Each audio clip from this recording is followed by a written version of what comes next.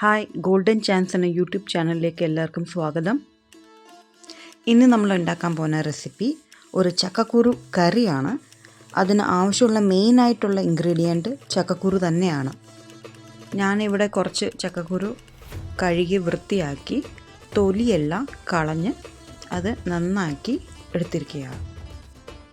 നമുക്ക് ചക്കക്കുരു കറി ഉണ്ടാക്കാൻ ആവശ്യമുള്ള സവാള ഇവിടെ ഞാൻ അരിഞ്ഞെടുത്തിട്ടുണ്ട്.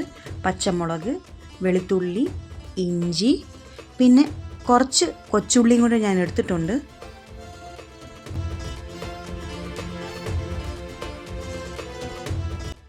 ഈ ചക്കക്കുരു കറിക്ക് തേങ്ങാക്കൊത്ത് ഒരു ഹൈലൈറ്റ് തന്നെയാണ്. അപ്പോൾ അത് ആവശ്യത്തിന് നമുക്ക് എടുത്തിട്ടുണ്ട്. ഞാനിവിടെ അരമുറി തേങ്ങ ചിരകി എടുത്തിട്ടുണ്ട്. ചക്കക്കുരു ഞാനിവിടെ നുറുക്കി എടുത്തിട്ടുണ്ട്. ആദ്യമേ നമുക്ക് കുക്കർ എടുത്ത് നന്നാക്കിയ ചക്കക്കുരു എല്ലാം വേവിക്കാൻ വെക്കാം. ഈ വേവിക്കാൻ വെക്കുന്ന ചക്കക്കുരുവിനകത്ത് ഒരു 1/4 ടീസ്പൂൺ നമുക്ക് മഞ്ഞൾപ്പൊടിയും കൂടെ ആഡ് ചെയ്ത് കൊടുക്കണം. കുറച്ച് ഉപ്പും കൂടെ ആഡ് ചെയ്ത് കൊടുക്കാം. ഇനി ആവശ്യത്തിന് വെള്ളം ഒഴിച്ച് നമുക്ക് ഇത് വേവിക്കാൻ വെക്കാം.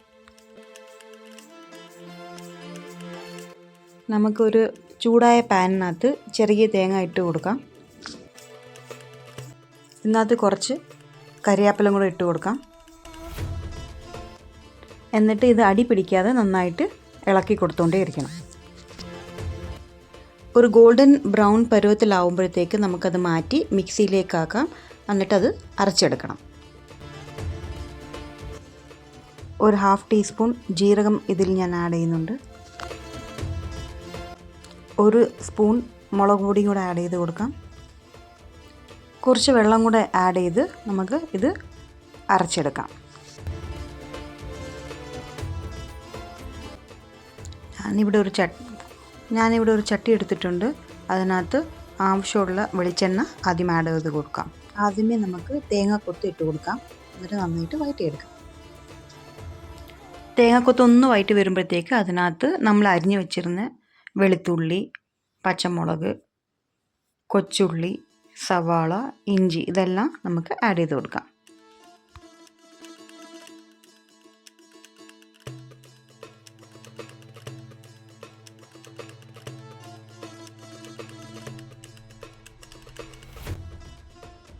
ഇത് നന്നായിട്ട് ഞാൻ വഴറ്റിയെടുക്കുന്നുണ്ട്.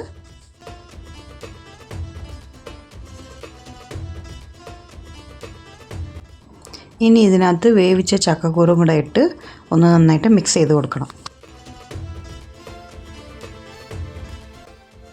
ഇതിനകത്ത് ഞാൻ 1 സ്പൂൺ ഗരം മസാലയും കൂടെ ആഡ് ചെയ്ത് കൊടുക്കുക.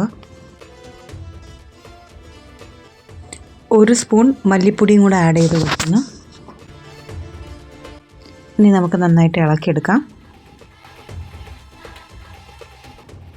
ഇനി ഇതിനകത്തേക്ക് നമുക്ക് അരച്ച് വെച്ച അരപ്പ് ചേർത്ത് കൊടുക്കാം.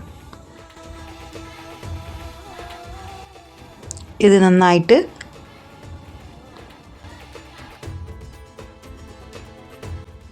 ഇനി ഇതിനകത്ത് കുറച്ച് വെള്ളം കൂടെ ഞാൻ ആഡ് ചെയ്ത് കൊടുക്കുന്നുണ്ട്.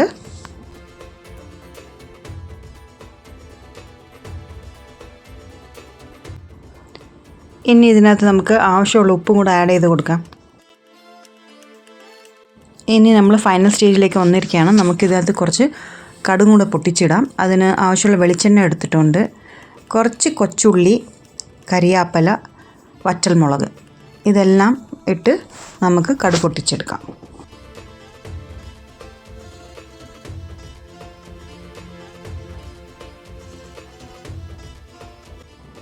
അങ്ങനെ നമ്മുടെ ചക്കക്കുരു കറി റെഡി ആയിട്ടുണ്ട്.